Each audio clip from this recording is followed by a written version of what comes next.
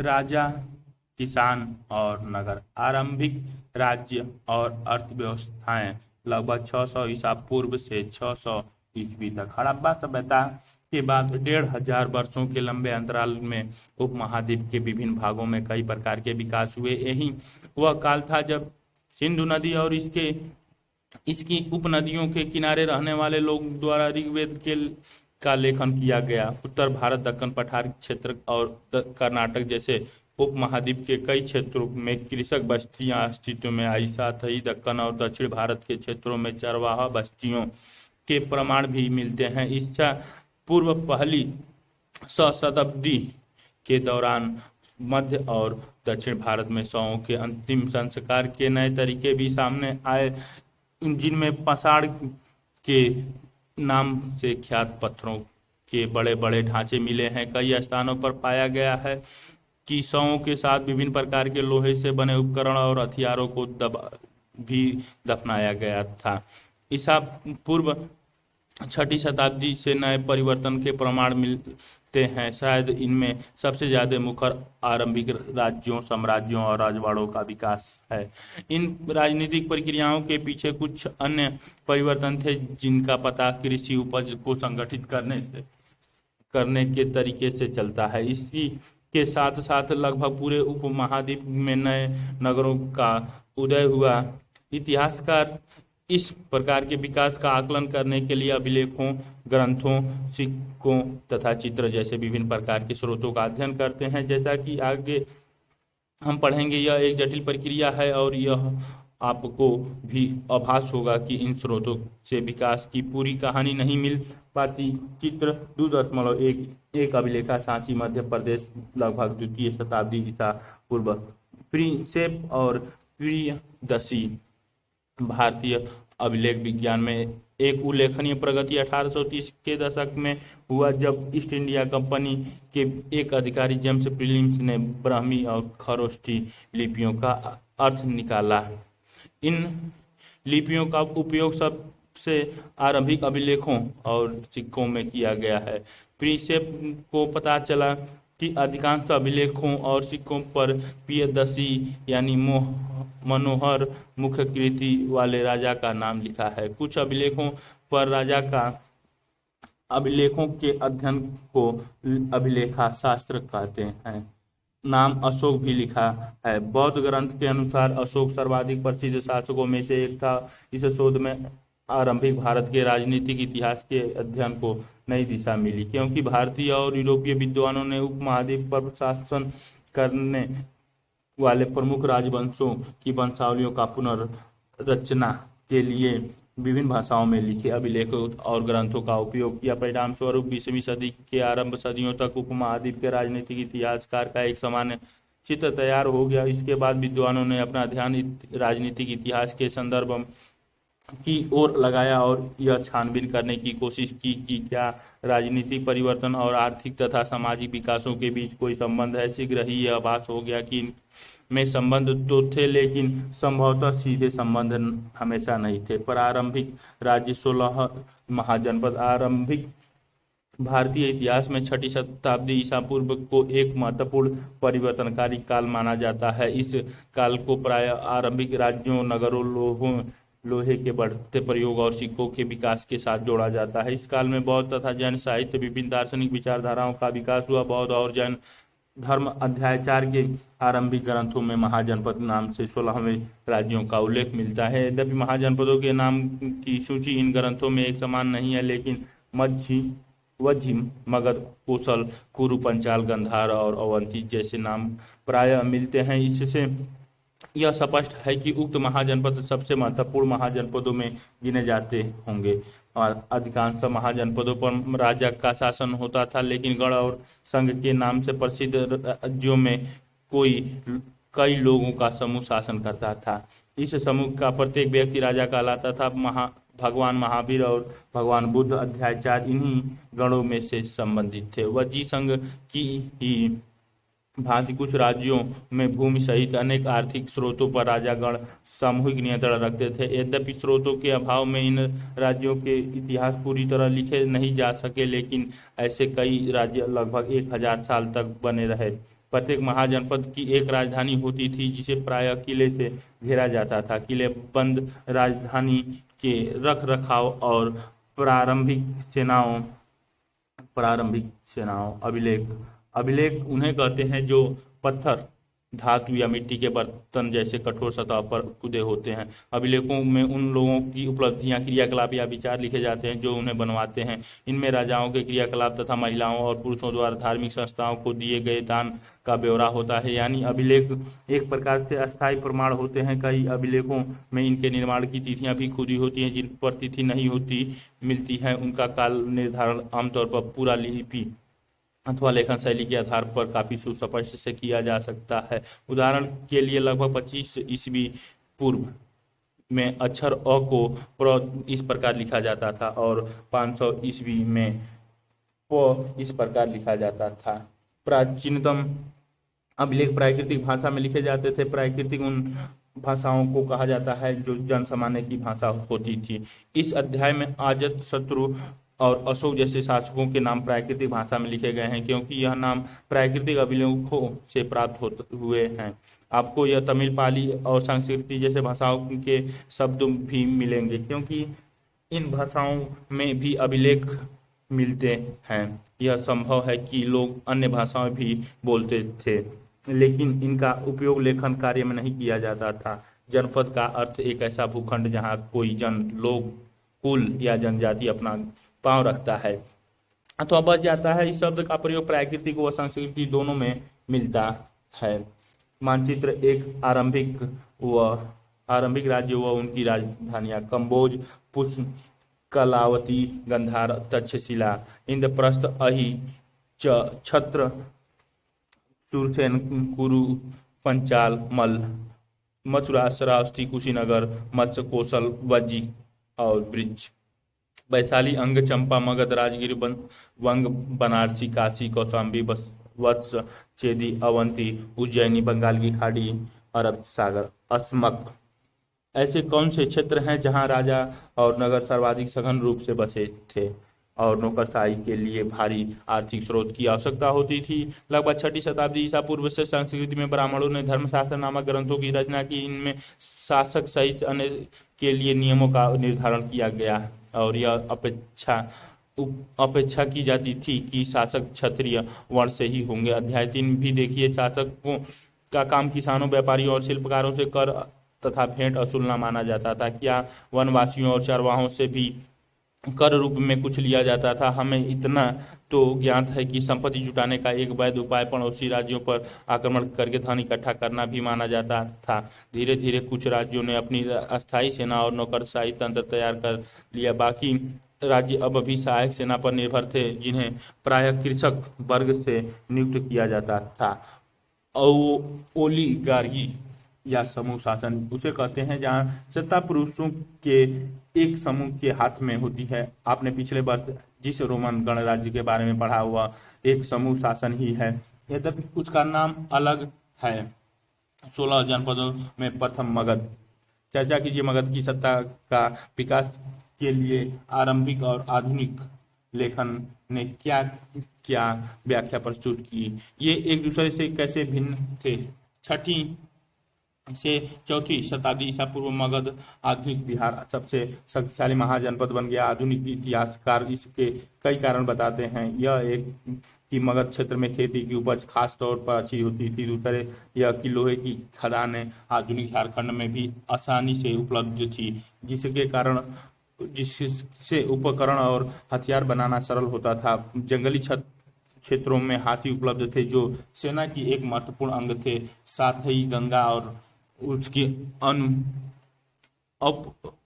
उसकी उप नदियों से आवागमन सस्ता व सुलभ होता था। लेकिन आरंभिक जैन और बौद्ध लेखकों ने मगध की महत्ता का कारण विभिन्न शासकों की नीतियों को बताया है। इन लेखकों के अनुसार बिंबिसार, अजातशत्रु और पद्मनंद जैसे प्रसिद्ध राजा अत्यंत महत्वाकांक्षी थे और इनके मंत्री उनकी नीतियां लागू करते थे। प्रारंभ में राजगाह, आधुनिक बिहार के राजगीर का प्राकृतिक नाम मगध की राजधानी थी। यह रोचक बात है कि इस शब्द का अर्थ राजाओं का घर, पहाड़ियों के बीच बसा राजगाह, एक किलेबंद शहर था। बाद में 4वीं शताब्दी ईसा पूर्व में पाटलिपुत्र को राजधानी बनाया गया, जिसे अब पटना कहा जाता है, जिसकी गंगा के रास्ते आवागमन के मार्ग पर महत्वपूर्ण अवस्थिति थी। चित्र 2.1 राजगीर के किले की दीवार। इन दीवारों पर निर्माण क्यों किया गया है? ये राजगीर के एक किले की दीवार दिखाई गई है चित्र में। राजगीर का किला का दीवार। एक आरंभिक साम्राज्य।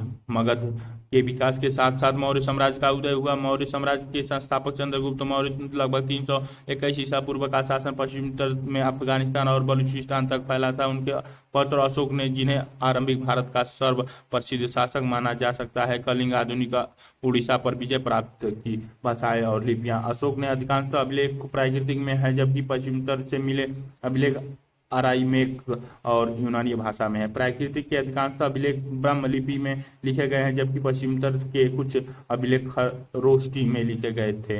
अराइमेक और यूनानी लिपियों का प्रयोग अफगानिस्तान में मिले अभिलेखों में किया गया था। मौर्य वंश के बारे में जानकारी प्राप्त करना। मौर्य साम्राज्य के इतिहास की रचना के लिए इतिहासकारों ने विभिन्न प्रकार के स्रोतों का उपयोग किया है। उनमें पुरातात्विक प्रमाण भी शामिल है। विशेष मूर्तिकला। मौर्यकालीन इतिहास के पुनर्निर्माण हेतु समकालीन रचनाएं भी मूल्यवान सिद्ध हुई हैं, जैसे चंद्रगुप्त मौर्य के दरबार में आए यूनानी राजदूत मेगास्थनीज द्वारा लिखा गया विवरण। आज इसके कुछ अंश ही उपलब्ध हैं। एक और स्रोत जिसका उपयोग प्रायः किया जाता है वह है अर्थशास्त्र। संभवतः इसके कुछ भागों की रचना कौटिल्य या चाणक्य ने की थी, जो चंद्रगुप्त के मंत्री थे। साथ ही मौर्य शासकों का उल्लेख परिवर्तनीय जैन, बौद्धिक और पौराणिक ग्रंथों तथा संस्कृत वाङ्मय में भी मिलता है। यद्यपि उक्त साक्ष्य बड़े उपयोगी हैं, लेकिन पत्थरों और स्तंभों पर मिले अशोक के अभिलेख प्रायः सबसे मूल्यवान स्रोत माने जाते हैं। अशोक का वह पहला सम्राट था जिसने अपने अधिकारियों और प्रजा के लिए संदेश प्राकृतिक पत्थरों और पालिश किए हुए स्तंभों पर लिखवाए थे।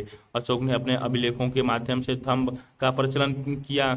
इनमें बड़ों के आदर, सन्यासियों और ब्राह्मणों के प्रति उदारता, सेवकों और दासों के साथ उदार व्यवहार तथा दूसरे के धर्मों और परंपराओं का आदर शामिल है। साम्राज्य का प्रशासन। मौर्य साम्राज्य के 5 प्रमुख राजनीतिक केंद्र थे: राजधानी पाटलिपुत्र और 4 प्रांतीय केंद्र तक्षशिला, उज्जैनी, तोशिल और सुवर्णगिरी। इन सबका उल्लेख अशोक ने अभिलेखों में किया गया है। यदि हम इन अभिलेखों का परीक्षण करें तो पता चलता है कि आधुनिक पाकिस्तान में पश्चिमोत्तर सीमांत प्रांत से लेकर आंध्र प्रदेश, उड़ीसा और उत्तराखंड तक हर स्थान पर एक जैसे संदेश उत्कीर्ण किए गए थे। क्या इतने विशाल साम्राज्य की प्रशासनिक व्यवस्था समान रही होगी? इतिहासकार अब इस निष्कर्ष पर पहुंचते हैं कि ऐसा संभव नहीं था। साम्राज्य में चित्र 3.2 सिंह शीर्ष को आज महत्वपूर्ण क्यों माना जाता है? मानचित्र 2 अशोक के अभिलेख का वितरण। मनसेहरा में, शहबाजगढ़ी में, तक्षशिला, कंधार में, कलसी में, टोपरा में, मेरठ और बहपुर में, निगली सागर में, रूमीनदेई में, रामपुरवा में, लौरिया नंदनगढ़ में, लौरिया आरा राज्य में, सारनाथ, पाटलिपुत्र, सहसराम में, अहरौरा में, कौशाम्बी, गुर्जर, बैराट, ब्राभू, उज्जैनी, सांची, गिरिनार, सोपरा, शिशुपालगढ़, जौगढ़, कलिंग, सन्नती, मस्की, गवईमठ, पलुकी, गुडू, जातिंग, रामेश्वर, सिद्धपुर, ब्रह्मगिरी, नीतूर, राजुल मडगिरी, उदयगोलाम, बंगाल की खाड़ी, चोल, केरल पुत्र, पांड्या। त्रिभुज वाले महाशिलालेख हैं और चतुर्भुज वाले लघु शिलालेख या वर्ग कह सकते हैं। गोल वाले स्तंभ अभिलेख हैं। क्या यह संभव है कि जो क्षेत्र शासक के अधीन नहीं थे वहां भी उन्होंने अभिलेख उत्कीर्ण करवाए होंगे? शामिल क्षेत्र बड़े विविध और भिन्न भिन्न प्रकार के थे। कहाँ अफगानिस्तान के पहाड़ी क्षेत्र, कहाँ उड़ीसा के तटवर्ती क्षेत्र। यह संभव है कि सबसे प्रबल प्रशासनिक नियंत्रण साम्राज्य की राजधानी थी तथा उसके आसपास के प्रांतीय केंद्रों पर रहा हो। इन केंद्रों का चयन बड़े ध्यान से किया गया। तक्षशिला और उज्जैनी दोनों लंबी दूरी वाले महत्वपूर्ण व्यापार मार्ग पर स्थित थे, जबकि सुवर्णगिरी अर्थात सोने की पहाड़ कर्नाटक में सोने की खदान के लिए उपयोगी था।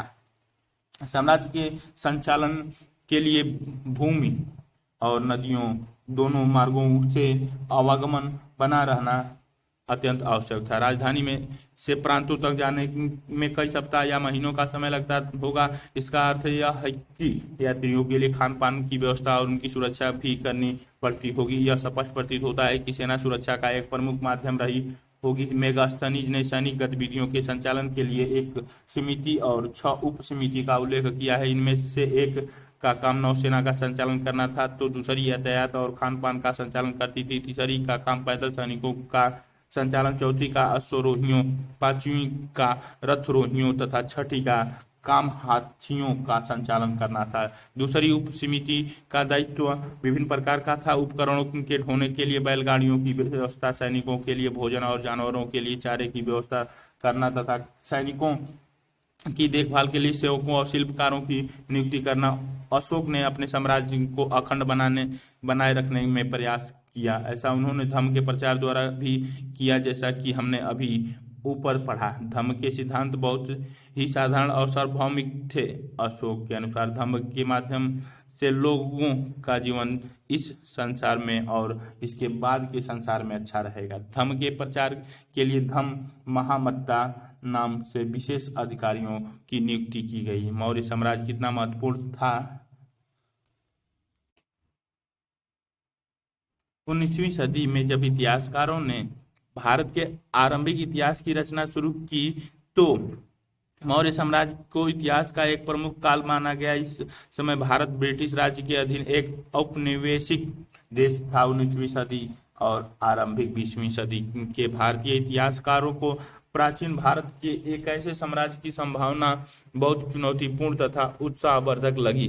साथ ही प्रस्तर मूर्तियों सहित मौर्यकालीन सभी पुरातत्व एक अद्भुत काल के प्रमाण थे, जो साम्राज्य की पहचान माने जाते हैं। इतिहासकार को लगा कि अभिलेखों पर लिखे संदेश अन्य शासकों के अभिलेखों से भिन्न हैं। इसमें उन्हें यह लगा कि अन्य राजाओं की अपेक्षा अशोक एक बहुत शक्तिशाली और परिश्रमी शासक थे। साथ ही वे बाद के उन राजाओं की अपेक्षा विनीत भी थे, जो अपने नाम के साथ बड़ी बड़ी उपाधियां जोड़ते थे। इसीलिए इसमें कोई आश्चर्यजनक बात नहीं थी कि 20वीं सदी के राष्ट्रवादी नेताओं ने भी अशोक को प्रेरणा का स्रोत माना है। चर्चा कीजिए। स्रोत एक, सम्राट के अधिकारी क्या क्या करते थे। मेगास्थनीज के विवरण का एक अंश दिया गया है। साम्राज्य के महान अधिकारियों में से कुछ नदियों की देखरेख और भूमि मापन का काम करते थे, जैसे कि मिस्र में होता था। कुछ प्रमुख नहरों से उपनहरों के लिए छोड़े जाने वाले पानी के मुख्य द्वार का निरीक्षण करते हैं, ताकि हर स्थान पर पानी की समान पूर्ति हो सके। यही अधिकारी शिकारियों का संचालन करते हैं और शिकारियों के कृतिकों के आधार पर उन्हें इनाम या दंड देते हैं। वे कर वसूली करते हैं और भूमि से जुड़े सभी व्यवसायों का निरीक्षण करते हैं। साथ ही लकड़हारों, बढ़ई, लोहारों और खननकर्ताओं का भी निरीक्षण करते हैं। विभिन्न व्यवसाय समूहों के निरीक्षण के लिए इन अधिकारियों को क्यों नियुक्त किया जाता था। चर्चा कीजिए। मेगास्थनीज और अर्थशास्त्र से उद्धृत अंशों को पुनः पढ़िए। मौर्य शासक के इतिहास लेखन में से ग्रंथ कितने उपयोगी हैं। फिर भी मौर्य साम्राज्य कितना महत्वपूर्ण था। यह साम्राज्य मात्र 150 साल तक ही चल पाया, जिसे उपमहाद्वीप के इस लंबे इतिहास में बहुत बड़ा काल नहीं माना जा सकता। इसके अतिरिक्त यदि आप मानचित्र 2 को देखेंगे तो पता चलेगा कि मौर्य साम्राज्य उपमहाद्वीप के सभी क्षेत्रों में नहीं फैला पाया था। यहाँ तक कि साम्राज्य की सीमा के अंतर्गत भी नियंत्रण एक समान नहीं थी। दूसरी शताब्दी ईसा पूर्व आते आते उपमहाद्वीप के कई भागों में नए नए शासक और राजवाड़े स्थापित होने लगे। राजधर्म के नवीन सिद्धांत दक्षिण के राजा और सरदार, उपमहाद्वीप के दक्कन और उसके दक्षिण के क्षेत्र में स्थित तमिलकम अर्थात तमिलनाडु एवं आंध्र प्रदेश और केरल के कुछ हिस्से में चोल, चेर और पांड्या जैसी सरदारियों का उदय हुआ। ये राज्य बहुत ही समृद्ध और अस्थायी सिद्ध हुए। सरदार और सरदारी सरदार एक शक्तिशाली व्यक्ति होता है जिसका पद वंशानुगत भी हो सकता है और नहीं भी। उसके समर्थक उसके खानदान के लोग होते हैं। सरदार के कार्यों में विशेष अनुष्ठान का संचालन, युद्ध के समय नेतृत्व करना और विवादों को सुलझाने में मध्यस्थता की भूमिका निभाना शामिल है। वो अपने अधीन लोगों से भेंट लेता है जबकि राजा कर वसूल करते हैं और अपने समर्थकों में उसे भेंट का वितरण करता है। सरदारी अपने सरदारी में सामान्यतः कोई अस्थायी सेना या अधिकारी नहीं होते हैं। हमें इन राज्यों के बारे में विभिन्न प्रकार के स्रोत से जानकारी मिलती है। उदाहरण के तौर पर प्राचीन तमिल संगम ग्रंथों में ऐसी कविताएं हैं जो सरदारों का विवरण देती हैं और उन्होंने अपने स्रोतों का संकलन और वितरण किस प्रकार से किया है। एक कई सरदार और राजा लंबी दूरी के व्यापार द्वारा राजस्व जुटाते थे। इनमें मध्य और पश्चिमी भारत के क्षेत्रों पर शासन करने वाले सातवाहन लगभग द्वितीय शताब्दी ईसा पूर्व से द्वितीय शताब्दी ईस्वी तक और उपमहाद्वीप के पश्चिमोत्तर और पश्चिम में शासन करने वाले मध्य एशियाई मूल के सब शासक शामिल थे। उनके सामाजिक उद्गम के बारे में अधिक जानकारी तो नहीं है, लेकिन जैसे कि हम सातवाहन के शासकों के बारे में अध्याय 3 में पढ़ेंगे कि एक बार सत्ता में आने के बाद उन्होंने ऊंचे सामाजिक अस्तित्व का दावा कई प्रकार से किया। स्रोत 2, सेना के लिए हाथी पकड़ना। अर्थशास्त्र में सैनिक और प्रशासनिक संगठनों के बारे में विस्तृत विवरण मिलते हैं। मिसाल के तौर पर हाथी को पकड़ने के उपाय के बारे में उसमें यह लिखा है, हाथी वनों के रक्षक, हाथियों को पालने वाले लोगों, हाथियों के पैरों में जंजीर बांधने वाले लोगों, सीमा रक्षकों, वनवासियों और महावतों के साथ मिलकर 5 से 7 हाथिनियों की मदद से जंगली हाथिनियों द्वारा गिराए गए मलमूत्र को पहचानते हुए उन्हें पकड़ने का काम करते थे। यूनानी स्रोत के अनुसार मौर्य सम्राट के पास 6 लाख पैदल सैनिक, 30,000 घुड़सवार तथा 9,000 हाथी थी। कुछ इतिहासकार इस विवरण को अतिशयोक्तिपूर्ण मानते हैं। यदि यूनानी विवरण सही है तो बताइए कि इतनी बड़ी सेना के भरण पोषण के लिए मौर्य शासक को किस तरह के संसाधनों की जरूरत पड़ती होगी। दैविक राजाओं के लिए उच्च स्थिति प्राप्त करने का एक साधन विभिन्न देवी देवताओं के साथ जुड़ना था। मध्य एशिया से लेकर पश्चिमोत्तर भारत तक शासन करने वाले कुषाण शासकों ने लगभग प्रथम शताब्दी ईसा पूर्व से प्रथम शताब्दी ईस्वी तक इस उपाय का सबसे अच्छा उदाहरण प्रस्तुत किया। कुषाण इतिहास की रचना अभिलेखों और साहित्य परंपराओं के माध्यम से की गई है। जिस प्रकार के राजधर्म को कुषाण शासकों ने प्रस्तुत करने की इच्छा की, उसका सर्वोत्तम प्रमाण उनके सिक्कों और मूर्तियों से प्राप्त होता है। उत्तर प्रदेश में मथुरा के पास माट के एक देव स्थान पर कुषाण शासकों का विशालकाय मूर्तियां लगाई गई थी। अफगानिस्तान के एक देव स्थान पर भी इसी प्रकार की मूर्तियां मिली हैं। कुछ इतिहासकारों का मानना है कि इन मूर्तियों के जरिए कुषाण स्वयं को देवतुल्य प्रस्तुत करना चाहते थे। कई कुषाण शासकों ने अपने नाम के आगे देवपुत्र की उपाधि भी लगाई। संभवतः वे उन चीनी शासकों से प्रेरित हुए होंगे जो स्वयं को स्वर्गपुत्र कहते थे। 4वीं शताब्दी ईस्वी में गुप्त साम्राज्य सहित कई बड़े साम्राज्यों के साक्ष्य मिलते हैं। इनमें से कई साम्राज्य समानतों पर निर्भर थे, अपना निर्वाह स्थानीय संसाधनों द्वारा करते थे, जिसमें भूमि पर नियंत्रण भी शामिल था। वे शासकों का आदर करते थे और उनकी सैनिक सहायता भी करते थे।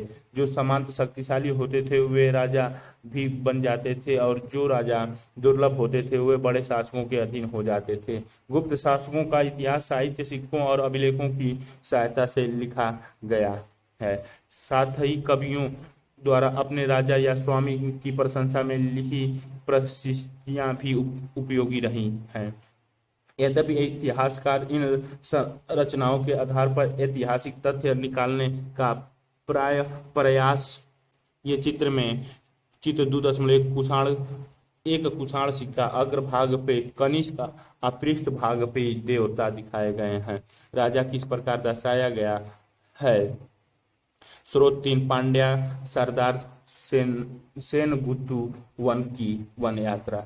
यह तमिल महाकाव्य शिलीपदिकारम का एक अंश। जब वह वन की यात्रा पर थे तो लोग नाचते गाते हुए पहाड़ों से उतरे, ठीक उसी तरह जैसे पराजित लोग विजयी का आदर करते हैं। वे अपने साथ उपहार लाए, जिनमें हाथीदांत, सुगंधित लकड़ी, हिरणों के बाल से बने चौवर, मधु, चंदन, गेरू, सुरमा, हल्दी, इलायची, मिर्ची आदि वस्तुएं थी। वे अपने साथ नारियल, आम, जड़ी बूटी, फल, प्याज, गन्ना, फूल, सुपारी, केला, बाघ के बच्चे, शेर, हाथी, बंदर, भालू, हिरण, कस्तूरी मृग, लोमड़ी, मोर, जंगली मुर्गे, बोलने वाले तोते आदि भी लाए।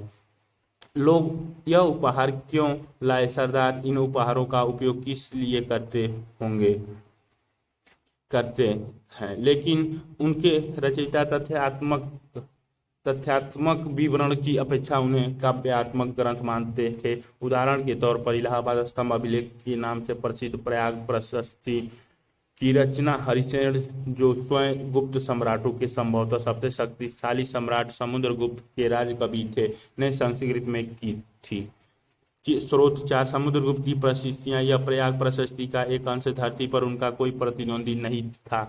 अनेक गुणों और शुभ कार्यों से संपन्न उन्होंने अपने पैर के तले में से अन्य राजाओं के यश को मिटा दिया। वे परमात्मा पुरुष हैं, साधु भले की समृद्ध और असाधु बुरे के लिए विनाश के कारण है। वे अज्ञेय हैं, उनके कोमल हृदय को भक्ति और विनय से ही वश में किया जा सकता है। वे करुणा से भरे हुए हैं, वे अनेक सहस्त्र गायों के दाता हैं। उनके मस्तिष्क की दीक्षा दीन दुखियों, विरहणियों और पीड़ितों की उद्धार के लिए की गई है। वे मानवता के लिए दिव्यमान उदारता की प्रतिमूर्ति हैं। वे देवताओं में कुबेर, धन देव, वरुण देव, समुद्र देव, इंद्र, वर्षा के देवता और यम मृत्युदेव के तुल्य हैं। ये चित्र 2.5 बलुआ पत्थर से बना कुषाण राजा की एक मूर्ति है। इस मूर्ति में ऐसी क्या विशेषता है जिनसे यह प्रतीत होता है कि यह एक राजा की मूर्ति होगी? राजा नीचे की तरफ दिखाया गया है, पैर में भी दिखाई गई है बंधे हुए कुछ चीज। चर्चा कीजिए, राजाओं ने दिव्य स्थिति का दावा क्यों किया? बदलता हुआ देहात, जनता में राजा की छवि, राजाओं के बारे में प्रजा क्या सोचती थी? स्वाभाविक है कि अभिलेखों से सभी जवाब नहीं मिलते हैं। वस्तुतः साधारण जनता द्वारा राजाओं के बारे में अपने विचारों और अनुभवों के विवरण कम ही छोड़े गए हैं। फिर भी इतिहासकार ने इनका निराकरण करने का प्रयास किया। उदाहरण के तौर पर जातक और पंचतंत्र जैसे ग्रंथों में वर्णित कथाओं की समीक्षा करके इतिहासकारों ने पता लगाया है कि इनमें से अनेक कथाओं के स्रोत मौखिक किस्से कहानियां हैं, जिन्हें बाद में लिपिबद्ध किया गया होगा। जातक कथाएं पहली शताब्दी ईस्वी के मध्य में पाली भाषा में लिखी गई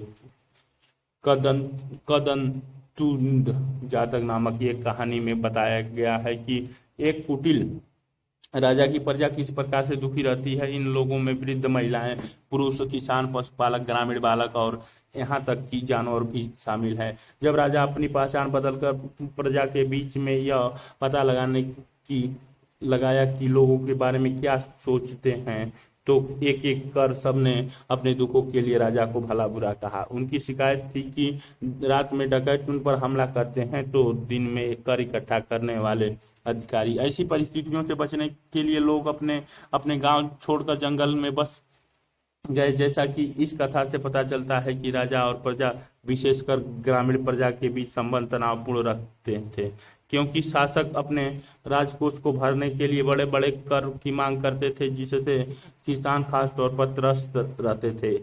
इस जातक कथा से पता चलता है कि इस संकट से बचने का एक उपाय जंगल की ओर भाग जाना होता था।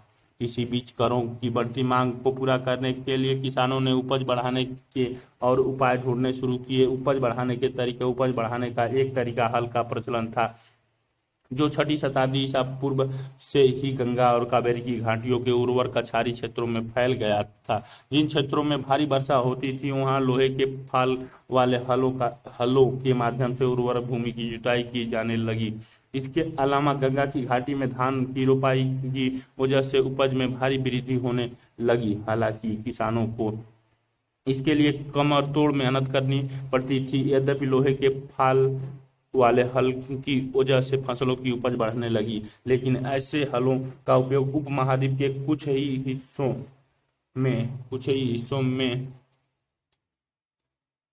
स्रोत 5 गुजरात गुजरात की सुदर्शन झील। मानचित्र 2 में गिरिनार ढूंढिए। सुदर्शन झील का एक कृत्रिम जलाशय था। हमें इसका ज्ञान लगभग दूसरी शताब्दी ईस्वी के संस्कृत के एक पाषाण अभिलेख से होता है। इस अभिलेख को शक शासक रुद्रदमन की उपलब्धियों का उल्लेख करने के लिए बनवाया गया था। इस अभिलेख में कहा गया है कि जल द्वारा और तटबंधों वाली इस झील का निर्माण मौर्य काल में एक स्थानीय राज्यपाल द्वारा किया गया था, लेकिन एक भीषण तूफान के कारण इसके तटबंध टूट गए और सारा पानी बह गया। बताया जाता है कि तत्कालीन शासक रुद्रदमन ने इस झील की मरम्मत अपने खर्च से करवाई थी और इसके लिए अपनी प्रजा से कर भी नहीं लिया था। इसी पाषाण खंड में एक और अभिलेख लगभग 5वीं सदी है, जिसमें कहा गया है कि गुप्त वंश के एक शासक ने एक बार फिर इस झील की मरम्मत करवाई थी। शासकों ने सिंचाई के प्रबंधन क्यों किए? धान की रोपाई उन क्षेत्रों में की जाती है जहां पानी बहुत ज्यादा मात्रा में होती है। इसमें पहले धान की बीज अंकुरित करके पानी से भर के खेत में पौधे की रोपाई की जाती है। चूंकि ज्यादा मात्रा में पौधे बच जाती हैं, अतः इससे धान की उपज बढ़ जाती है।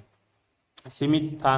पंजाब और राजस्थान जैसे अर्ध शुष्क जमीन वाले क्षेत्रों में लोहे के फाल वाले हल का प्रयोग 20वीं सदी से शुरू हुआ। जो किसान उपमहाद्वीप के पूर्वोत्तर और मध्य पर्वतीय क्षेत्रों में रहते थे, उन्होंने खेतों के लिए कुदाल का उपयोग किया, जो ऐसे इलाकों के लिए कहीं अधिक उपयोगी था। उपज बढ़ाने का एक और तरीका कुओं, तालाबों और कहीं कहीं नहरों के माध्यम से सिंचाई करना था। व्यक्तिगत लोगों और कृषि समुदायों ने मिलकर सिंचाई के साधन निर्मित किए। व्यक्तिगत तौर पर तालाबों, कुओं और नहरों जैसे सिंचाई साधन निर्मित करने वाले लोग प्रायः राजा या प्रभावशाली लोग थे, जिन्होंने अपने इन कामों का उल्लेख अभिलेखों में भी करवाया। ग्रामीण समाज में विभिन्नताएं। यद्यपि खेती की इन नई तकनीकी से उपज तो बढ़ी, लेकिन इसके लाभ समान नहीं थे। इस बात के प्रमाण मिलते हैं कि खेती से जुड़े लोगों में उत्तरोत्तर भेद बढ़ता जा रहा था। कहानियों में, विशेषकर बौद्ध कथाओं में भूमिहीन खेतिहर श्रमिकों, छोटे किसानों और बड़े बड़े जमींदारों का उल्लेख मिलता है। पाली भाषा में गृहपति का प्रयोग छोटे किसानों और जमींदारों के लिए किया जाता था। बड़े बड़े जमींदार और ग्राम प्रधान शक्तिशाली माने जाते थे, जो प्रायः किसानों पर नियंत्रण रखते थे। ग्राम प्रधान का पद प्रायः वंशानुगत होता था। आरंभिक तमिल संगम साहित्य में भी गांव में रहने वाले विभिन्न वर्गों के लोग का उल्लेख है, जैसे कि वेल्लार या बड़े जमींदार, हलवाहा या उल्वर और दास अड़िमाई। यह संभव है कि वर्गों की यह विभिन्नता भूमि के स्वामित्व, श्रम और नए प्रौद्योगिकियों के उपयोग पर आधारित हो। ऐसी परिस्थितियों में भूमि का स्वामित्व महत्वपूर्ण हो गया, जिसकी चर्चा प्रायः विधि ग्रंथ में की जाती थी। गृहपति घर का मुखिया होता था और घर में रहने वाले महिलाओं, बच्चों, नौकरों और दासों पर नियंत्रण करता था। घरों से जुड़ी भूमि, जानवर या अन्य सभी वस्तुओं की वह मालिक होता था। कभी कभी इस शब्द का प्रयोग नगरों में रहने वाले संभ्रांत व्यक्तियों और व्यापारियों के लिए भी होता था। स्रोत 6, सीमाओं का महत्व। मनुस्मृति आरंभिक भारत का सबसे प्रसिद्ध विधि ग्रंथ है। इसे संस्कृत भाषा में दूसरी शताब्दी ईसा पूर्व और दूसरी शताब्दी ईस्वी के बीच लिखा गया था। इस ग्रंथ में राजा को यह सलाह दी गई है, चूंकि सीमाओं का अनभिज्ञता के कारण विश्व में बार बार विवाद पैदा होते हैं, इसीलिए उसे सीमाओं की पहचान के लिए गुप्त निशान जमीन में गाड़ कर रखने चाहिए, जैसे कि पत्थर, हड्डियां, गाय के बाल, भूसी, राख, खपटे, गाय के सूखे गोबर, ईंट, कोयला, कंकड़ और रेत। उसे सीमाओं पर इस प्रकार के और तत्व भूमि में छुपा कर गाड़ने चाहिए जो समय के साथ नष्ट न हो। क्यों? क्या ये सीमा चिन्ह विवाद के हल के लिए पर्याप्त रहे होंगे? भूमिदान और नए संभ्रांत ग्रामीण।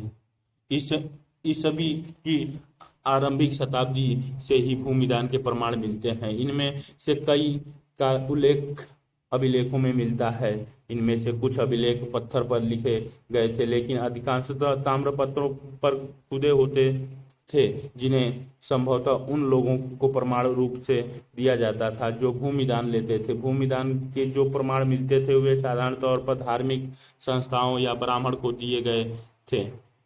अधिकांश अभिलेख संस्कृति में थे, विशेषकर 7वीं शताब्दी के बाद के अभिलेखों के कुछ अंश संस्कृति में हैं और कुछ तमिल, तेलुगु जैसी स्थानीय भाषाओं में। आइए एक ऐसे अभिलेख पर ध्यान से विचार करें। प्रभावती गुप्त आरंभिक भारत के सबसे महत्वपूर्ण शासक चंद्रगुप्त द्वितीय 375 से 415 लगभग ईस्वी की पुत्री थी।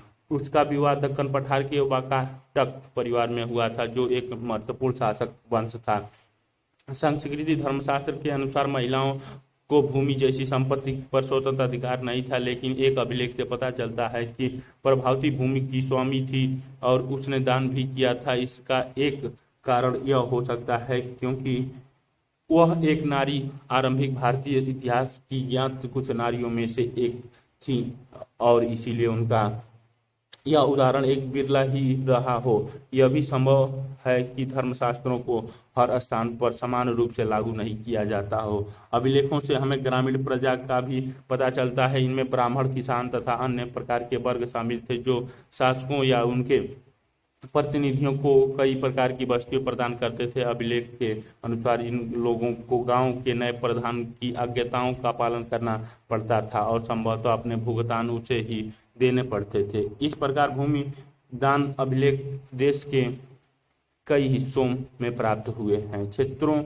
में दान में दी गई भूमि की माप में अंतर है। कहीं कहीं छोटे छोटे टुकड़े तो कहीं कहीं बड़े बड़े क्षेत्र दान में दिए गए हैं। साथ ही भूमिदान में दान प्राप्त करने वाले लोगों के अधिकारों में भी क्षेत्रीय परिवर्तन मिलते हैं। इतिहासकारों में भूमि दान का प्रभाव एक गर्म वाद विवाद का विषय बना हुआ है। कुछ इतिहासकार का मानना है कि भूमिदान शासक वंश द्वारा कृषि को नए क्षेत्रों में प्रोत्साहित करने की एक रणनीति थी, जबकि कुछ का कहना है कि भूमिदान से दुर्लभ होते राजनीतिक प्रभुत्व का संकेत मिलता है, अर्थात राजा का शासन सामंतों पर दुर्लभ होने लगा तो उन्होंने भूमिदान के माध्यम से अपने सामर्थ्य को जुटाने प्रारंभ कर दिए। उनका यह भी मानना है कि राजा स्वयं को उत्कृष्ट स्तर के मानव के स्रोत 7 एक छोटे गांव का जीवन हर्षचरित संस्कृति में लिखी गई कन्नौज मानचित्र 3 देखिए। ये शासक हर्षवर्धन की जीवनी है। इसके लेखक बाणभट्ट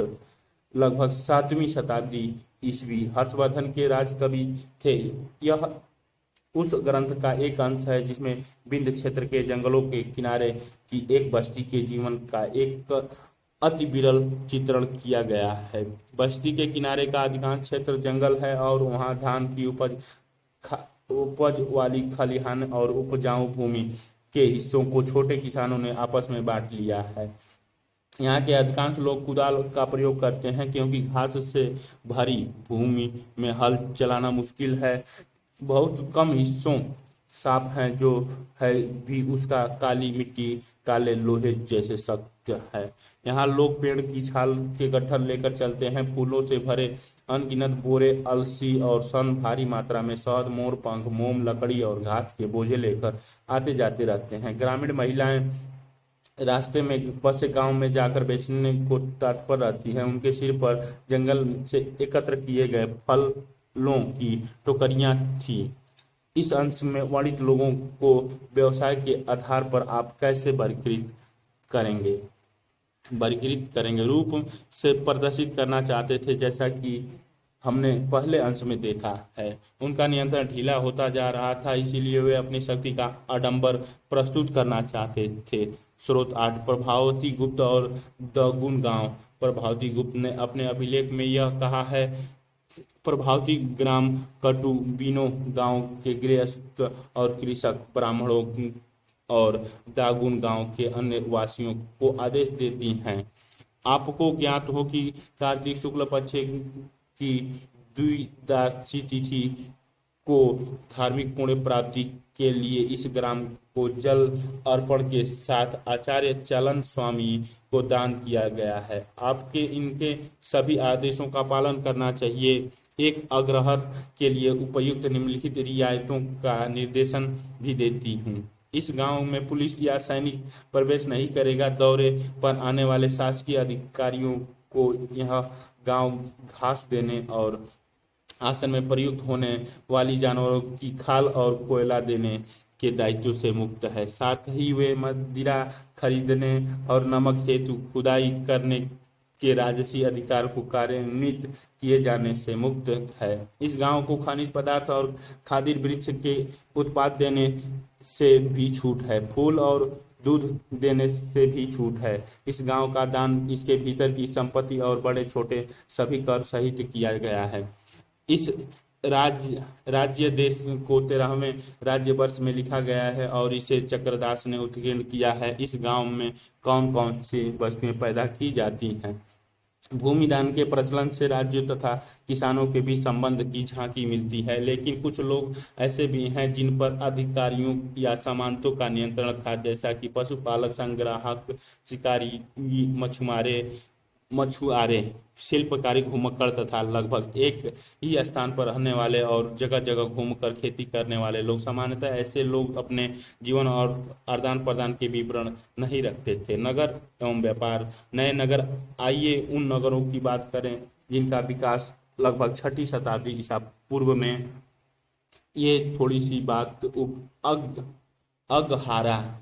अग्रहारा उस भूभाग को कहते हैं जो ब्राह्मणों को दान किया जाता है। ब्राह्मणों से भूमि कर या अन्य प्रकार के कर नहीं वसूले जाते थे। ब्राह्मणों को स्वयं स्थानीय लोगों से कर वसूलने का अधिकार था। चर्चा कीजिए। यह पता कीजिए कि क्या आपके राज्य में हल से खेती, सिंचाई तथा धान की रोपाई की जाती है, और अगर नहीं तो क्या कोई वैकल्पिक व्यवस्था है। उपमहाद्वीप के विभिन्न क्षेत्रों में हुए, जैसा कि हमने पढ़ा है, इनमें से अधिकांश नगर महाजनपदों की राजधानी थे। प्रायः सभी नगर संचार मार्गों के किनारे बसे थे। पाटलिपुत्र जैसे कुछ नगर नदी मार्ग के किनारे बसे थे। उज्जैनी जैसे अन्य नगर भूतलों मार्गों के किनारे थे। इसके अलावा फुहार जैसे नगर समुद्र तट पर थे, जहां से समुद्र मार्ग प्रारंभ हुए। मथुरा जैसे अनेक शहर व्यवसायिक, सांस्कृतिक और राजनीतिक गतिविधियों के जीवंत केंद्र थे। नगरीय जनसंख्या। स्वभ्रांत वर्ग और शिल्पकारी। हमने पढ़ा है कि शासक वर्ग और राजा किलेबंद नगरों में रहते थे, यद्यपि उनमें से अधिकांशतः स्थलों पर व्यापक रूप से खुदाई करना संभव नहीं है, क्योंकि आज भी इन क्षेत्रों में लोग रहते हैं। हड़प्पा शहरों से भिन्न, लेकिन फिर भी यहाँ से विभिन्न प्रकार के पुराअवशेष प्राप्त हुए हैं। इनमें उत्कृष्ट श्रेणी के मिट्टी के कटोरे और थालियां मिली हैं, जिन पर चमकदार कलाई चढ़ी है। इन्हें उत्तरी कृष्ण मार्जित पात्र कहा जाता है। संभवतः इनका उपयोग अमीर लोग किया करते होंगे। साथ ही सोने, चांदी, कांस्य, तांबे, हाथी दांत, शीशे जैसे तरह तरह के पदार्थों के बने गहने, उपकरण, हथियार, बर्तन, सीप और पक्की मिट्टी मिली है। 2वीं शताब्दी ईसा पूर्व आते आते हमें कई नगरों में छोटे दानात्मक अभिलेख प्राप्त होते हैं। इनमें दाता के नाम के साथ साथ प्रायः उसके व्यवसाय का भी उल्लेख होता है। इनमें नगरों में रहने वाले धोबी ये स्रोत नहीं है। पाटलिपुत्र का इतिहास। प्रत्येक नगर का अपना इतिहास था। उदाहरण के तौर पर पाटलिपुत्र का विकास पाटलिया ग्राम नाम के एक गांव में हुआ। फिर 5वीं सदी ईसा पूर्व में मगध शासकों ने अपनी राजधानी राजगाह से हटाकर इसे बस्ती में लाने का निर्णय किया और इसका नाम बदलकर 4वीं शताब्दी ईस्वी पूर्व तक आते आते यह मौर्य साम्राज्य की राजधानी और एशिया का सबसे बड़े नगरों में से एक बन गया। बाद में इसका महत्व कम हो गया और जब चीनी यात्री सांग 7वीं सदी ईस्वी में यहाँ आया तो उसे यह नगर खंडहर में बदला मिला और उस समय यहाँ की जनसंख्या भी कम थी। चित्र 2.6 एक प्रतिमा की भेंट। यह मथुरा में मिली एक मूर्ति का भाग है। इस पर प्राकृतिक में अभिलेख जिसमें कहा गया है कि एक स्वर्णकार धर्मक की पत्नी नागपिया ने इसे एक धार्मिक स्थल में स्थापित किया था, धार्मिक स्थल में स्थापित किया था। मानचित्र 3 कुछ महत्वपूर्ण राज्य और नगर। तक्षशिला, कुषाण, कन्नौज, मथुरा, श्रावस्ती, गुप्त, बनारसी, कौशाम्बी, वैशाली, पाटलिपुत्र, राजगीर, महास्थान, चंद्रकेतुगढ़, शिशुपालगढ़, विदिशा, उज्जैनी, शक, वाकाटका, वाकटक, भरूच, भरूकच्छ, सोपरा, पैठन, सातवाहन, धन्या कटक, चोल, कोडुमनाल, पुहार, चेर, पांड्या, बंगाल की खाड़ी, अरब सागर। तीसरे शताब्दी ईसा पूर्व में हड़प्पा सभ्यता जिस क्षेत्र में फैली, क्या वहाँ कोई नगर थे? बुनकर, लिपिक, बढ़ई, कुम्हार, स्वर्णकार, लोहार, अधिकारी, धार्मिक गुरु, व्यापारी और राजाओं के बारे में विवरण लिखे होते हैं। कभी कभी उत्पादों और व्यापारियों के संघ का भी उल्लेख मिलता है, जिन्हें श्रेणी कहा गया है। ये श्रेणियां संभवतः पहले कच्चे माल को खरीदती थी, फिर उनसे सामान तैयार कर बाजारों में बेच देती थी। यह संभव है कि शिल्पकारों ने नगरों में रहने वाले स्वप्रांत लोगों की बढ़ती मांग को पूरा करने के लिए कई प्रकार के लोहे उपकरण का प्रयोग किया हो। उपमहाद्वीप और उसके बाहर का व्यापार। 6ठी शताब्दी ईसा पूर्व से ही उपमहाद्वीप में नदी मार्गों और भू मार्गों का मानो जाल बिछ गया था और कई दिशाओं में फैल गया था। मध्य एशिया और उससे भी आगे तक भूमार्ग थे। समुद्र तट पर बने कई बंदरगाहों से ये धनात्मक अभिलेखों से धार्मिक संस्थाओं का दिए दान का विवरण होता है। जल मार्ग अरब सागर से होते हुए उत्तरी अमेरिका, पश्चिमी एशिया तक फैल गया और बंगाल की खाड़ी से यह मार्ग चीन और दक्षिण पूर्व एशिया तक फैल गया था। शासकों ने प्रायः इन मार्गों पर नियंत्रण करने की कोशिश की और संभवतः वे इन मार्गों पर व्यापारियों की सुरक्षा के बदले उनसे धन लेते थे। इन मार्गों पर चलने वाले व्यापारियों में पैदल फेरी लगाने वाले व्यापारी तथा बैलगाड़ी और घोड़े, खच्चरों जैसे जानवरों के दल के साथ चलने वाले व्यापारी होते थे। साथ ही समुद्र मार्ग से भी लोग यात्रा करते थे, जो खतरनाक होती तो थी लेकिन बहुत लाभदायक भी होती थी। तमिल भाषा में मसतुथुवन और प्राकृतिक में सतथाव और सेट्टी के नाम से प्रसिद्ध सफल व्यापारी बड़े धनी हो जाते थे। नमक, अनाज, कपड़ा, धातु और उससे निर्मित उत्पाद, पत्थर, लकड़ी, जड़ी बूटी जैसे अनेक प्रकार के सामान एक स्थान से दूसरे स्थान तक पहुंचाए जाते थे। रोमन साम्राज्य में काली मिर्च जैसे मसाले तथा कपड़े व जड़ी बूटियों की भारी मांग थी। इन सभी वस्तुओं को अरब सागर के रास्ते भूमध्य सागर तक पहुंचाया जाता था। सिक्के और राजा। व्यापार के लिए सिक्के के प्रचलन से विनिमय कुछ हद तक आसान हो गया था। चांदी और तांबे के और हाथ सिक्के 6ठी शताब्दी ईसा पूर्व सबसे पहले ढाले गए और प्रयोग में आए। पूरे उपमहाद्वीप में खुदाई के दौरान इस प्रकार के सिक्के मिले। मुद्रा शास्त्रियों ने इनका और अन्य सिक्कों का अध्ययन करके उनके वाणिज्य प्रयोगों के संभावित क्षेत्रों का पता लगाया। आहत सिक्के पर बने प्रतीकों को उन विशेष मौर्य वंश जैसे राजवंश के प्रतीकों से मिलाकर पहचान करने की कोशिश की गई तो पता चला कि इन सिक्कों को राजाओं ने जारी किया था। यह भी संभव है कि व्यापारियों, धनपतियों और नागरिकों ने इस प्रकार के कुछ सिक्के जारी किए हों। शासकों की प्रतिमा और नाम के साथ सबसे पहले सिक्के हिंदू यूनानी शासकों ने जारी किए थे, जिन्होंने 2वीं शताब्दी ईसा पूर्व में उपमहाद्वीप के उत्तर पश्चिमी क्षेत्र पर नियंत्रण स्थापित किया था। हालांकि सोने के सिक्के बड़े पैमाने पर प्रथम शताब्दी ईस्वी में कुषाण राजाओं ने जारी किए थे। इनके आकार और वजन तत्कालीन रोमन सम्राटों तथा ईरान के पार्थियन शासकों द्वारा जारी सिक्कों के बिल्कुल समान थे। उत्तर और मध्य भारत की कई पुरा स्थलों पर ऐसे सिक्के मिले हैं। सोने के सिक्के के व्यापक प्रयोग से संकेत मिलता है कि बहुमूल्य वस्तुओं और भारी मात्रा में वस्तुओं का विनिमय किया जाता था। इसके अलावा दक्षिण भारत के अनेक पुरा स्थलों से बड़ी संख्या में रोमन सिक्के मिले हैं, जिनसे यह स्पष्ट है कि व्यापारिक तंत्र राजनीतिक सीमाओं से बाधा। स्रोत नंबर 9, मालाबार तट, आधुनिक केरल। यह एक यूनानी समुद्र यात्री द्वारा रचित पेरिप्लस ऑफ एरिथ्रियन सी का एक अंश लगभग प्रथम शताब्दी ईस्वी है। भारी मात्रा में काली मिर्च और दालें चीनी खरीदने के लिए बाजार वाले नगरों में वे विदेशी व्यापारी जहाज भेजते थे।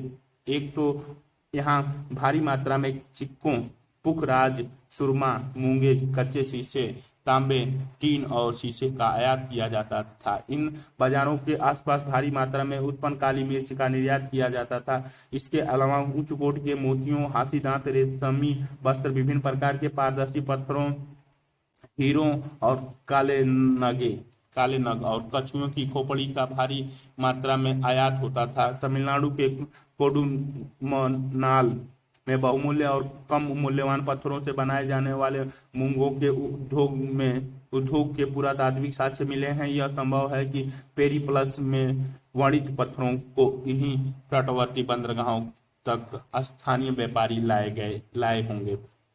लेखक ने यह सूची क्यों तैयार की थी? पेरिप्लस यूनानी भाषा का शब्द जिसका अर्थ समुद्री यात्रा और एरिथ्रियन यूनानी भाषा में लाल सागर को कहते हैं। एरिथ्रियन लाल सागर को कहते हैं।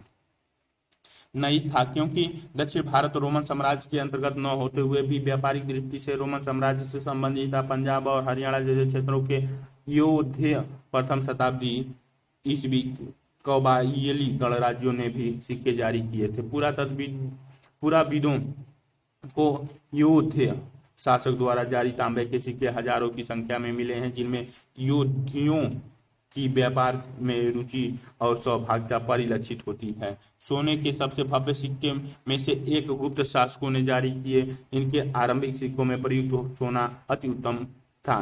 इन सिक्कों के माध्यम से दूर देशों से व्यापार विनिमय करने में आसानी होती थी, जिससे शासकों को भी लाभ होता था। छठी शताब्दी ईस्वी से सोने के सिक्के मिलने कम हो गए। क्या इससे यह संकेत मिलता है कि उस काल में कुछ आर्थिक संकट पैदा हो गया था? इतिहासकारों में इसे लेकर मतभेद है। कुछ का कहना है कि रोमन साम्राज्य के पतन के बाद दूरवर्ती व्यापार में कमी आई, जिससे उन राज्य, समुदाय और क्षेत्रों की समानता पर असर पड़ा। उन्हें दूरवर्ती व्यापार से लाभ मिलता था।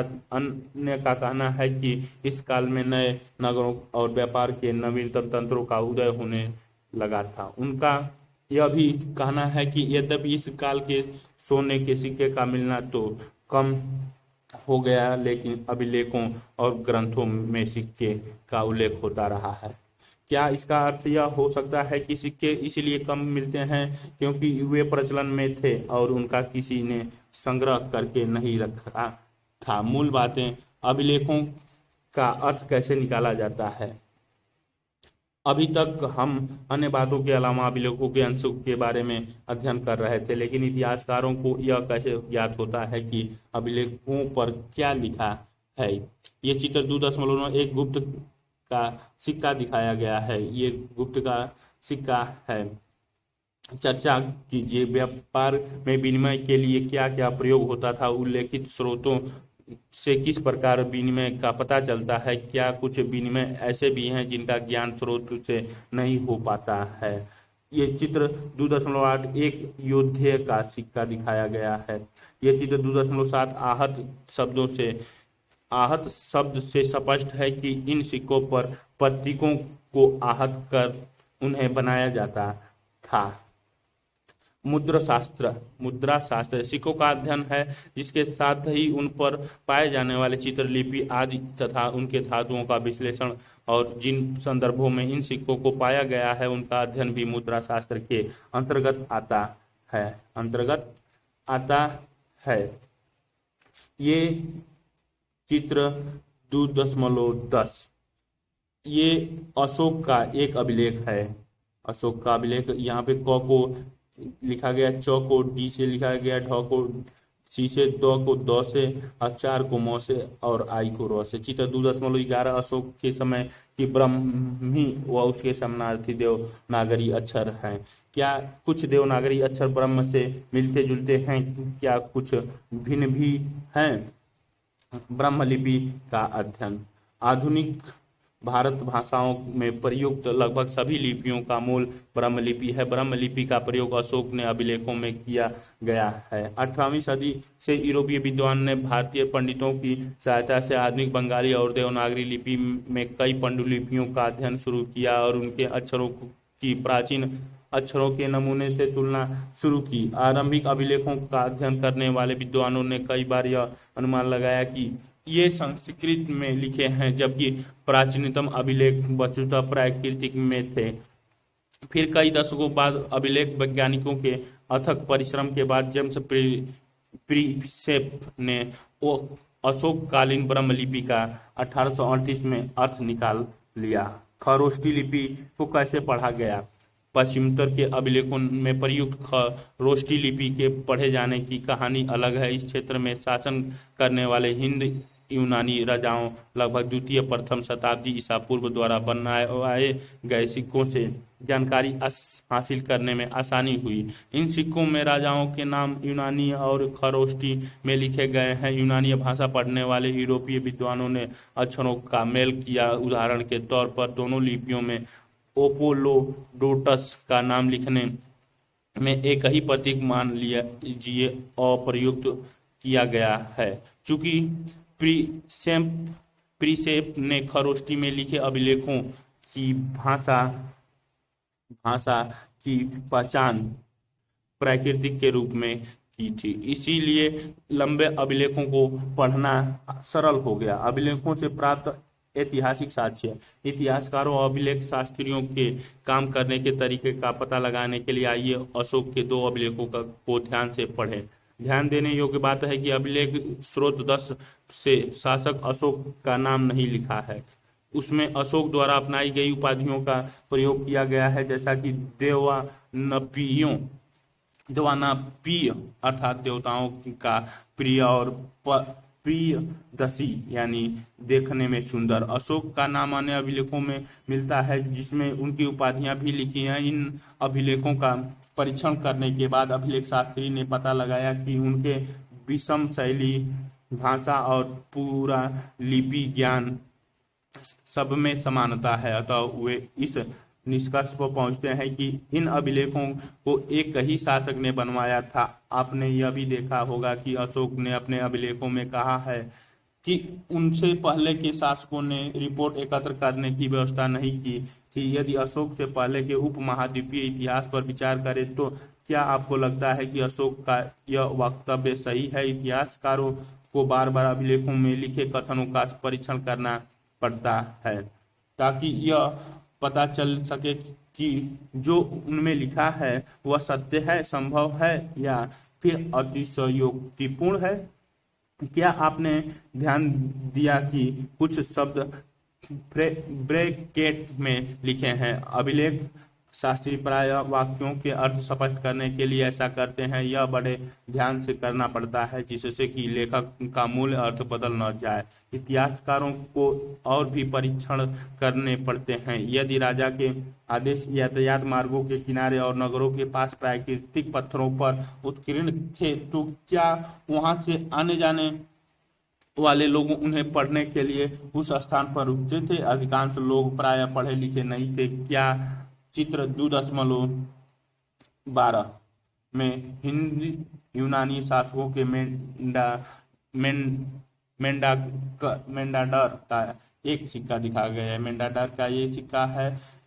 स्रोत 10 राजा के आदेश। राजन देवनापियदर्शी यह कहते हैं, अतीत में मसलों को निपटाने और नियमित रूप से सूचना एकत्र करने की व्यवस्थाएं नहीं थी, लेकिन मैंने निम्नलिखित व्यवस्था की है। लोगों के समाचार तक हम प्रतिवेदक सदैव पहुंचाएं, चाहे मैं कहीं भी हूँ, खाना खा रहा हूँ, अंतपुर में हूँ, विश्राम कक्ष में हूँ, गोशाला में हूँ या फिर पालकी में मुझे ले जा रहा हो अथवा वाटिका में हूँ, मैं लोगों के विषयों का निराकरण हर स्थल पर करूंगा। अभिलेख शास्त्रियों ने प्रतिवेदक शब्द का अर्थ संवाददाता बताया है। आधुनिक संवाददाता की तुलना में प्रतिवेदक के दायित्व कितने भिन्न रहे होंगे। पाटलिपुत्र में प्रयुक्त कीर्तिक उपमहाद्वीप में सभी स्थानों पर लोग समझते थे कि क्या राजा के आदेश का पालन किया जाता था। इन प्रश्नों के उत्तर पाना सदैव आसान नहीं है। इनमें से कुछ समस्याओं के प्रमाण हमें अशोक के अभिलेखों में मिलते हैं। स्रोत 11, जिसकी व्याख्या प्रायः अशोक की वेदना के प्रतिबिंब के रूप में की जाती है, साथ ही यह युद्ध के प्रति उनकी मनोवृत्ति में परिवर्तन को भी दर्शाता है, जैसा कि हम आगे पढ़ेंगे। यदि हम अभिलेख के शाब्दिक अर्थ के बारे में समझने का प्रयास करते हैं तो परिस्थितियां और भी जटिल हो जाती हैं।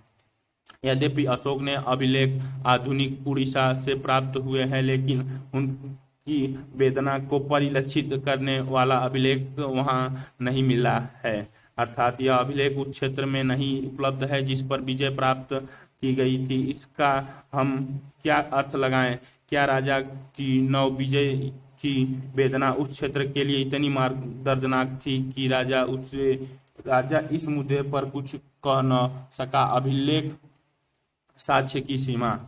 अब आपको यह पता चल गया होगा कि अभिलेखों से प्राप्त जानकारी की भी सीमा होती है। कभी कभी इसकी तकनीकी सीमा होती है। अक्षरों को हल्के ढंग से उत्कीर्ण किया जाता है जिन्हें पढ़ पाना मुश्किल होता है। साथ ही अभिलेख नष्ट भी हो सकते हैं, जिनसे अक्षर लुप्त हो जाते हैं। इसके अलावा अभिलेखों के शब्दों के वास्तविक अर्थ के बारे में पूर्ण रूप से ज्ञान हो पाना सदैव सरल नहीं होता, क्योंकि कुछ अर्थ किसी विशेष स्थान या समय से संबंधित होते हैं। यदि आप अभिलेख के शोध पत्रों को पढ़ें, इसमें से कुछ का उल्लेख काल रेखा 2 में किया गया है, जो आप पाएंगे कि विद्वान इनके पढ़ने की वैकल्पिक विधियों पर चर्चा करते रहते हैं। यद्यपि कई हजार अभिलेख प्राप्त हुए हैं, लेकिन सभी के अर्थ नहीं निकाल जा सके हैं या प्रकाशित किए गए हैं या उनके अनुवाद किए गए हैं। उनके अतिरिक्त या उनके अभिलेख रहे होंगे जो कालांतर में सुरक्षित नहीं बचे हैं। इसलिए जो अभिलेख अभी उपलब्ध हैं वह संभवतः कुल अभिलेखों के अंश मात्र हैं। इसके अतिरिक्त एक और मौलिक समस्या है। यह जरूरी नहीं है कि जिसे हम आज राजनीतिक और आर्थिक रूप से महत्वपूर्ण मानते हैं उन्हें अभिलेखों में अंकित किया गया हो। उदाहरण के तौर पर खेती की दैनिक प्रक्रियाओं और रोजामर्रा की जिंदगी के सुख दुख का उल्लेख अभिलेखों में नहीं मिलता है, क्योंकि प्रायः अभिलेख बड़े और विशेष। स्रोत नंबर 11, राजा की वेदना। जब प्रियदर्शी ने अपने शासन के 8 वर्ष पूरे किए तो उन्होंने कलिंग, आधुनिक तटवर्ती उड़ीसा पर विजय प्राप्त की। 1.5 लाख पुरुष को निष्कासित किया गया और 1 लाख मारे गए और इससे भी ज्यादा की मृत्यु हुई। कलिंग पर शासन स्थापित करने के बाद देवानंपिय धम्म के गहन अध्ययन, धम्म के स्नेह और धम्म के उपदेश में डूब गए हैं। यही देवानंपिय के लिए कलिंग की विजय का पश्चाताप है। देवानंपिय के लिए यह बहुत वेदनादायी और निंदनीय है कि जब कोई किसी राज्य पर विजय प्राप्त करता है तो पराजित राज्य का हनन होता है, वहां लोग मारे जाते हैं, निष्कासित किए जाते हैं। चर्चा कीजिए, मानचित्र 2 को देखिए और अशोक के अभिलेखों के प्राप्ति स्थान की चर्चा कीजिए। क्या उनमें कोई एक सा प्रारूप दिखाई देता है? अवसर का वर्णन करते हैं। इसके अलावा अभिलेख हमेशा उन्हीं व्यक्तियों के विचार व्यक्त करते हैं जो उन्हें बनवाते हैं। इसीलिए इन अभिलेखों में व्यक्त विचारों की समीक्षा अन्य विचारों के परिप्रेक्ष्य में करनी होगी ताकि अपने अतीत का बेहतर ज्ञान हो सके। अर्थात राजनीति और आर्थिक इतिहास का पूर्ण ज्ञान मात्र अभिलेख शास्त्र से नहीं मिलता। साथ ही इतिहासकार प्रायः प्राचीन और अवांछनीय दोनों प्रकार के प्रमाणों पर आशंका व्यक्त करते हैं। 19वीं सदी के आखिरी दशक में और 20वीं सदी के प्रारंभ में इतिहासकार प्रमुख रूप से प्रजाओं के इतिहास में रुचि रखते थे। 20वीं सदी के मध्य से आर्थिक परिवर्तन विभिन्न सामाजिक समुदायों के उदय के विषय में महत्वपूर्ण बन गए। हाल के दशकों में ऐसे समुदायों के प्रति इतिहासकारों की रुचि बढ़ी है जो सामाजिक हाशियों पर रहे हैं। इससे संभवतः प्राचीन स्रोतों पर पुनर्विचार किया जाएगा और विश्लेषण की नई विधियां विकसित होंगी। चित्र 2.13 में कर्नाटक से प्राप्त ताम्र लेखन लगभग 6ठी शताब्दी ईस्वी का है। ये ताम्र लेखन जो कि एक दूसरे से गुंथा हुआ है कर्नाटक से प्राप्त हुआ है। काल रेखा एक प्रमुख राजनीतिक और आर्थिक विकास लगभग 600 से 500 ईसा पूर्व, धान की रोपाई, गंगा की घाटी में नगरीकरण, महाजनपद, आहत सिक्के लगभग 500 से 400 ईसा पूर्व में मगध के शासक की सत्ता पर पकड़, लगभग 327 से 325 ईसा पूर्व सिकंदर पर आक्रमण, लगभग 321 ईसा पूर्व से चंद्र मौर्य गुप्त मौर्य का राज्यारोहण, लगभग 272 से 268 से 231 ईसा पूर्व अशोक का शासन, लगभग 185 ईसा पूर्व मौर्य साम्राज्य का अंत, लगभग 200 से 100 ईसा पूर्व पश्चिमोत्तर में शक शासन, दक्षिण भारत में चेल, चोर और पांड्या, दक्कन में सातवाहन, लगभग 100 से ईसा पूर्व से 200 ईसा पूर्व पश्चिमोत्तर के शक, मध्य एशिया के लोग शासक, रोमन व्यापार, सोने के सिक्के, लगभग 78 ईस्वी कनिष्क का राज्यारोहण, लगभग 100 से 200 ईस्वी सातवाहन और शक शासकों द्वारा भूमि दान के अभिलेख प्रमाण, लगभग 320 गुप्त शासन का आरंभ, लगभग 335 से 375 ईस्वी तक समुद्रगुप्त, लगभग 375 से 415 ईस्वी तक चंद्रगुप्त द्वितीय, दक्कन में वाकटक, लगभग 500 से 600 ईस्वी में कर्नाटक में चालुक्य का उदय और तमिलनाडु में पल्लवों का उदय, लगभग 606 से 647 ईस्वी तक कन्नौज के राजा हर्षवर्धन चीन यात्री सैंत-सांग की यात्रा, लगभग 712 अरबों की सिंध पर विजय। नोट: आर्थिक विकास का शुद्ध काल निर्धारण आसान नहीं है, साथ ही उपमहाद्वीप में अनेक विभिन्नताएं हैं जिन्हें काल रेखा में इंगित नहीं किया गया है। विशेष विकास के विशिष्ट काल का उल्लेख किया गया है। कनिष्क के राजरोहण की तिथि निश्चित नहीं है तथा राजरोहण की तिथि के साथ प्रश्नवाचक चिन्ह लगाया गया है। काल रेखा दो अभिलेख शास्त्र के क्षेत्र में महत्वपूर्ण प्रगति। 18वीं शताब्दी 1784 में बंगाल एसोसिएटिव सोसाइटी का गठन। 19वीं शताब्दी में 1810 में कोलिन मैकिंजी ने संस्कृत और तमिल भाषा के 8000 अभिलेख एकत्र किए। 1838 में जेम्स प्रीसेप द्वारा अशोक के ब्राह्मी अभिलेखों का अर्थ लगाना। 1877 में अलेक्जेंडर कनिंग ने अशोक के अभिलेखों के एक अंश को प्रकाशित किया। 1886 में दक्षिण भारत के अभिलेखों के शोध पत्र एपिग्राफी कर्नाटिका का प्रथम अंकन। 1888 एपिग्राफी इंडिका का प्रथम अंकन। 20वीं शताब्दी में से 1965 से 66 तक डीसी सरकार ने Indian epigraphy and Indian epigraphical glossary प्रकाशित की। अधिक जानकारी के लिए आप पढ़ सकते हैं। यदि आप अधिक जानकारी चाहते हैं तो इन्हें पढ़िए। डी.एन. झा 2004 का अर्ली इंडियन द कांसाइज हिस्ट्री, मनोहर, नई दिल्ली। आर सालेमान जो 1998 में Indian epigraphy, Munshi Ram Manohar Lal publication private limited, नई दिल्ली से। आर.एस. शर्मा 1983 में material culture and social formation in early India mechanical, नई दिल्ली से। डीसी सरकार ने 1975 में ascription of Ashok publication division, ministry of the information and broadcasting, government of India, नई दिल्ली। रोमल थापर 1997 में Ashok and the decline of the Mauryas, Oxford University Press, Nai Delhi. अधिक जानकारी के लिए निम्नलिखित वेबसाइट देख सकते हैं: www.project-south-asia-sd-state-edu.index-htm